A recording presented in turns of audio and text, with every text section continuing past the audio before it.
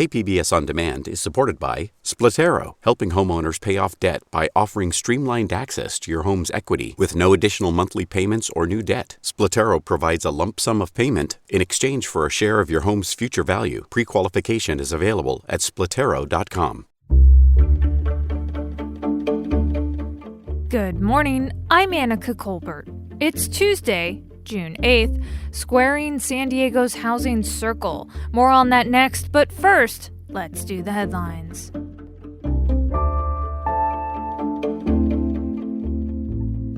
Local leaders gathered at San Diego City Hall on Monday to raise the rainbow flag there for the first time in our history. It's in honor of National LGBTQ Pride Month. The flag hanging there is known as the Progress Pride Flag, which adds 5 arrow-shaped lines to the classic rainbow pride flag. The additional stripes represent marginalized communities of color and the transgender community.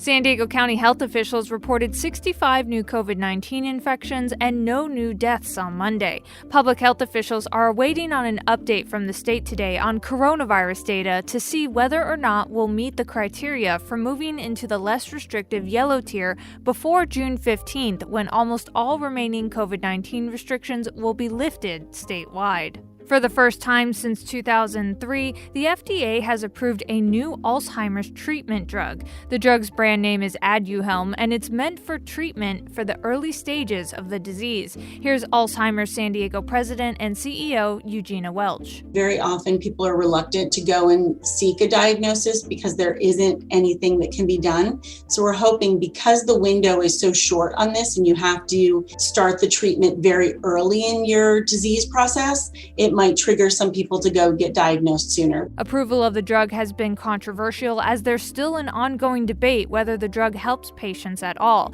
The estimated cost for the drug for patients is between $30,000 and $50,000 a year.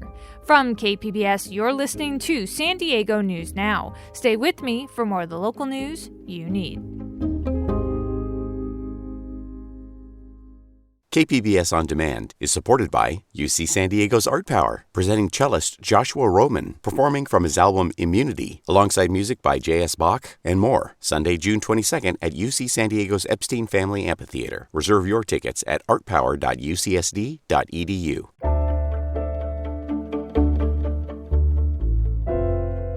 San Diego County's building industry is in a moment of transition. Large developments of single-family homes are becoming more rare as vacant land is more scarce and as the government seeks to concentrate growth in more urban areas.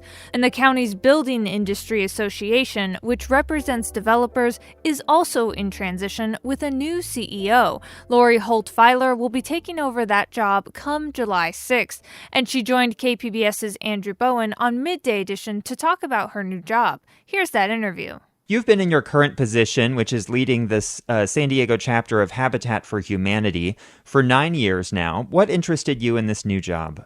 Well, in the 9 years that I've been at Habitat for Humanity, we become increasingly aware of how long it takes to build housing, and even trying to build 10 units in an urban core area could take up to 2 years to get permits. And so we know that we're not building enough house. I mean, when at Habitat, we have 500 people that will show up for an orientation for 10 homes, which shows you how desperate people are and but the shortage, there's a severe supply problem. You will be the first woman to lead the Building Industry Association. You're also one of the relatively few affordable housing developers to take on a leadership role. Most of the past leaders have been market rate developers. How significant do you think those two things are? Well, it's pretty exciting to be the first female CEO. There's not many CEOs in many industries at all. So for the Building Industry Association to lean in and put their faith in a female CEO is really pretty exciting. And then on the affordable side, I learned that as the mayor for the city of Escondido, that you may want to vote for libraries and building out the city and having recreation programs, so that people can make better decisions for their lives. But it's not until a family has a home that they can call their own that they're really able to thrive. So I became passionate about housing while I was the mayor for the city of Escondido, and it's low income housing, but it's also that huge missing middle. Somebody just earning, a firefighter, teachers, nurses, earning a really, really good wage, and to find that they cannot buy a home or live in an affordable, whether it's rental or home ownership, to be able to have affordable housing is really, really not good for our community fabric and for all of our cities. The current CEO, Borowinkle, led the BIA for 13 years, and he was never shy about sharing his unfiltered opinions, shall we say. He frequently criticizes organized labor, environmental groups sometimes. Do you think you'll do the same? That's not my style. I don't think that's not my style. So I'll have to lead and push, and I'm persistent. I listen. It'll be different. Berkeley and Sacramento both recently moved to legalize fourplexes, or 4-unit apartment buildings, on lots where currently you can only build a detached house. And they're doing this as a means of both increasing the housing supply, but also to combat racial segregation. Do you think San Diego should do the same? I think that's one solution that should be considered. There's lots and lots of solutions and opportunities. I think that we have to try all of them. I think more so we have to look at an attitude of San Diego. We want to house our own. And most of the folks that are here in San Diego are our children and our grandchildren. And I think we'd like to see them be able to thrive in our own communities and our cities. There's been a battle as of late between the state government and local governments over who decides how much housing should be built and where. And I want to read you a comment from Lisa Huebner, the mayor of Solana Beach. She said recently that cities should be allowed to preserve their uniqueness through local zoning authority, and that she would like to zone for more housing near public transit, but it's not always possible. What are your thoughts on those comments and this push and pull between state and local control? It is a push and a pull, and I really think that cities can solve the housing problem themselves, but they need to step up and start doing it. If they solve the problem, then the state would not have to mess in local politics. What needs to change in order to make housing more affordable for working and middle-class San Diegans? We need to increase the supply of housing. And how? We're only building less than half of what we should be building every year. And so there's a cumulative deficit. And so how do we build more housing? You have councils that empower their counters to approve permits. You have the city councils themselves voting to approve housing. And then there's all kinds of other challenges. Trying to build a house with the increase in materials cost. There's lots and lots of challenges, but we have to take these one step at a time and figure out how to, as a society, we have to figure out how to improve the supply of housing.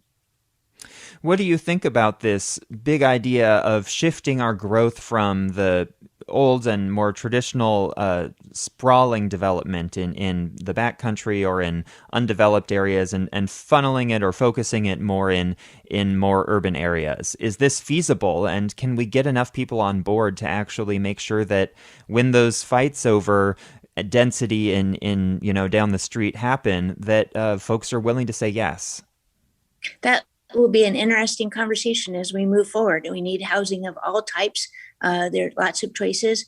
There could be a lot of housing available if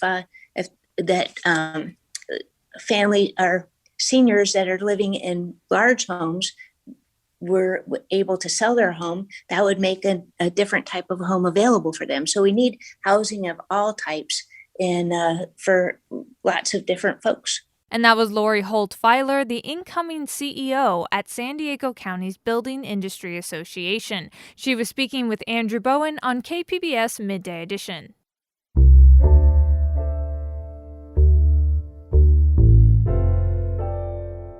County Supervisors Nathan Fletcher and Nora Vargas are proposing a new office to provide much-needed services to immigrants and refugees. KPBS's Alexandra Rangel has more on the proposal that will be up for discussion at today's county meeting. Connecting available resources and identifying where there are gaps can save and impact lives. Nathan Fletcher and Nora Vargas are proposing to create a San Diego County Office of Immigrant and Refugee Affairs. The office would be a hub where immigrants could receive available resources, including legal services. Ismahan Abdullahi, Executive Director of Mass PACE and a Somali refugee herself, says this office is long overdue.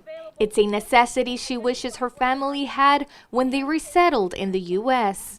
When my family faced food insecurity decades ago as newly resettled refugees, if we had an office like this, if we knew where to go, that one-stop shop that can give us access that were to services that were available, and being able to communicate some of those needs, it would have had an impact in our lives early on. Vice Chair Vargas, a daughter of immigrants from Mexico, shares the same sentiment and hopes this office can create opportunities for the thousands of immigrants living in the county. 20% of our population was born in a different country. 68 languages are spoken in this region. Board Chair Fletcher acknowledged the many contributions immigrant families bring to the community. We know our immigrant communities work exceptionally hard. We know they pay taxes into programs they can often not access. Oftentimes, our immigrant communities remain disconnected from available resources due to many misguided policies.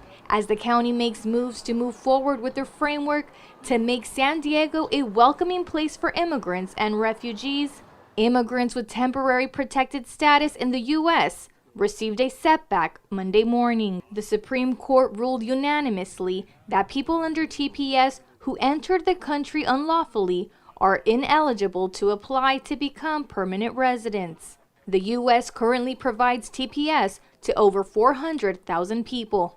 And that was KPBS's Alexandra Rangel.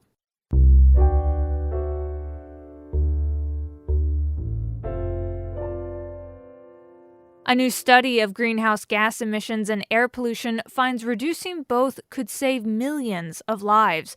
KPBS environment reporter Eric Anderson has more. The push to cut back greenhouse gas emissions may end up having an added benefit if climate-friendly strategies also lead to a reduction in air pollution.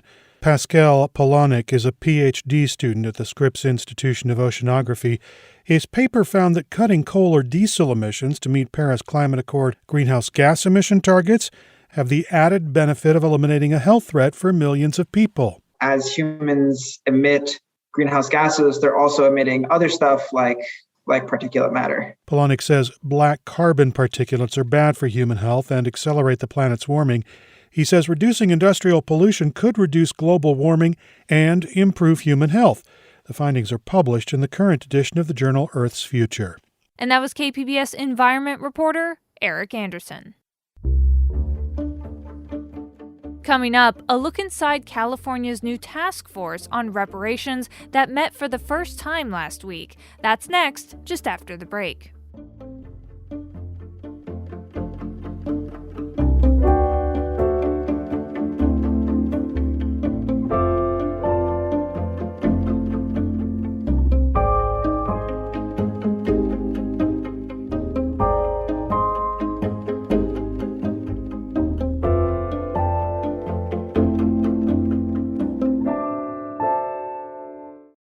KPBS On Demand is supported by Latino Legacy Foundation, presenting their Storyteller series, Reach for the Stars with Ellen Ochoa, the first Latina astronaut. Welcome Serenade by the all-female mariachi Amapolas, Sunday, June 29th. More at latinolegacyfoundation.org.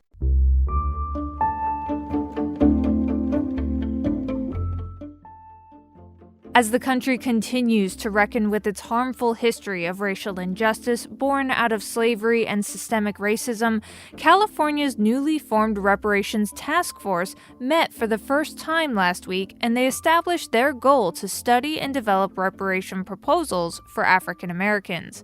Reparations Task Force member Monica Montgomery Stepp, who also represents District 4 on the San Diego City Council, joined Midday Edition host Jade Hindman to talk about her role on the task force and what she hopes to accomplish. Here's that interview. So in this first meeting with the task force, you all spent time defining what reparations is. And when we look at places like Evanston, Illinois, and Asheville, North Carolina, they call social programs reparations. But that's not what we're talking about here. Can you explain the differences and what this task force is trying to address?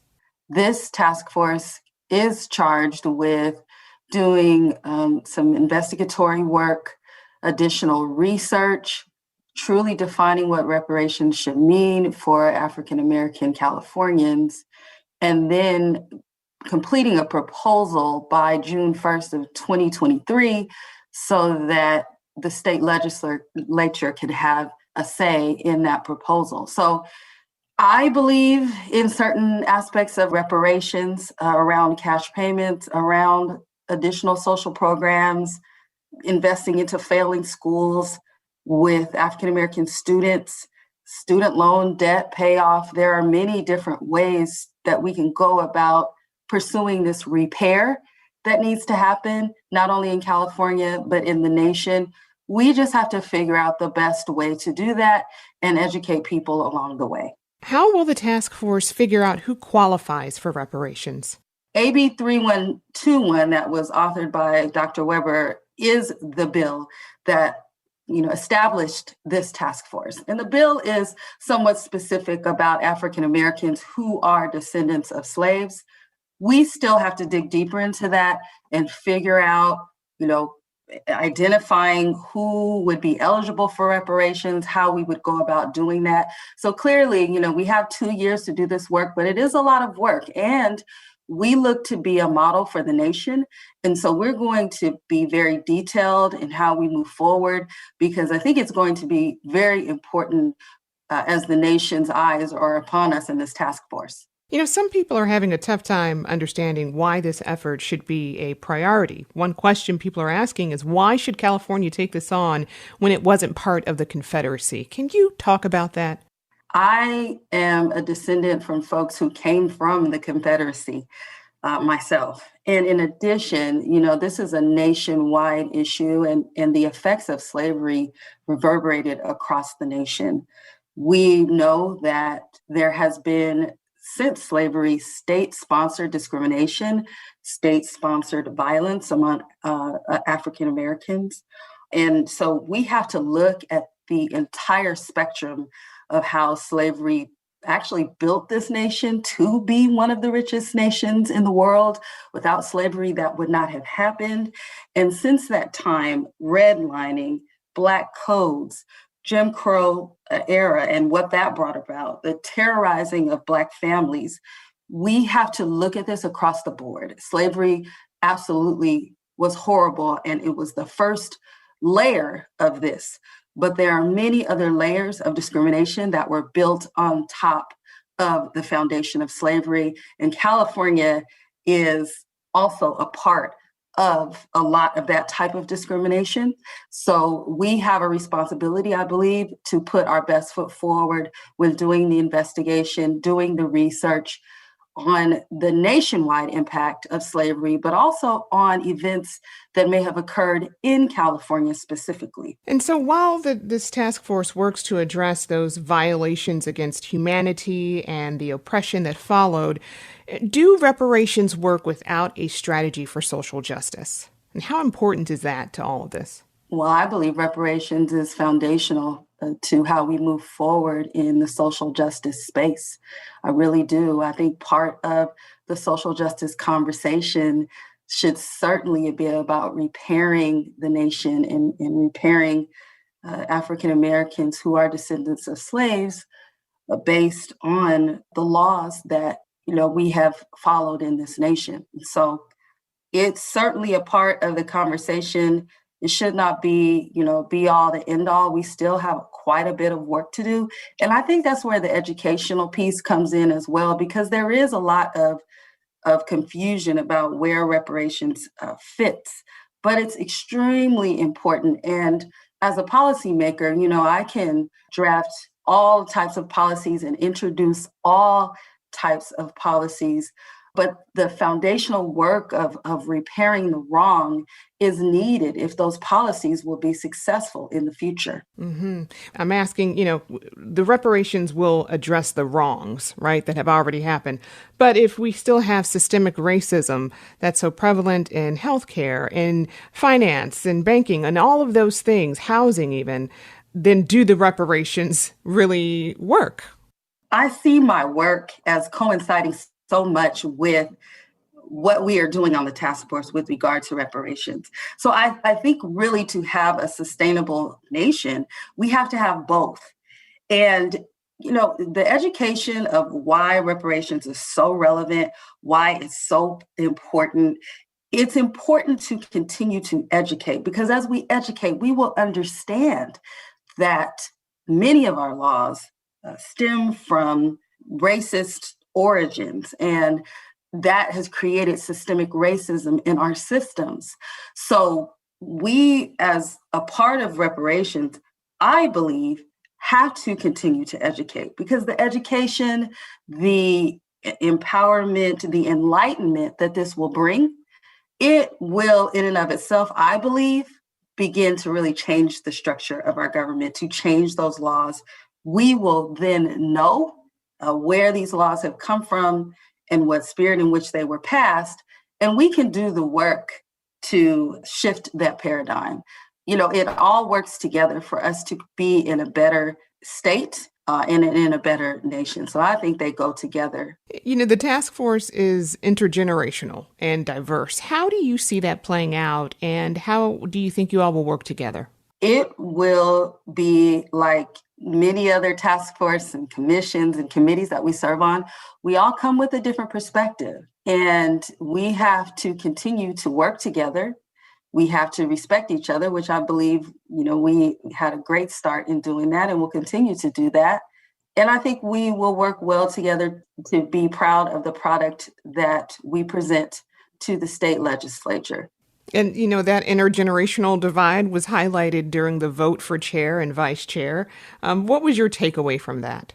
Yeah, well, it was very important, as expressed by other task force members, that we honor that intergenerational component, that we honor gender inclusivity in leadership. And it was displayed. It was a close vote.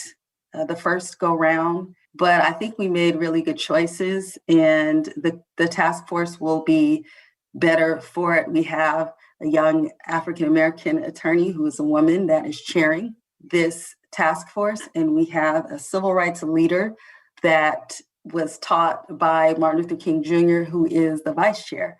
And both of our leaders now will be able to work together and to provide the different perspectives so that, again, we can move forward with a good product, a good plan to bring before the state legislature. That was Reparations Task Force member Monica Montgomery Stepp. She also represents District 4 on the San Diego City Council. You heard her speaking with KPBS Midday Edition host Jade Hindman.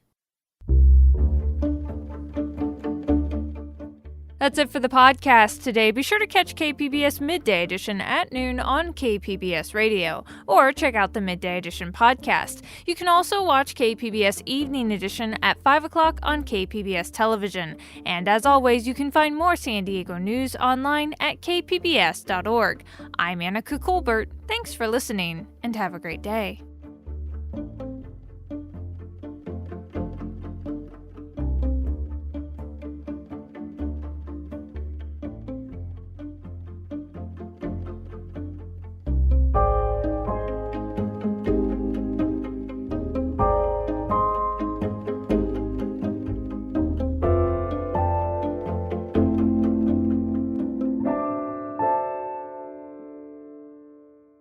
KPBS On Demand is supported by UC San Diego's Art Power, presenting cellist Joshua Roman, performing from his album Immunity, alongside music by J.S. Bach and more. Sunday, June 22nd at UC San Diego's Epstein Family Amphitheater. Reserve your tickets at artpower.ucsd.edu.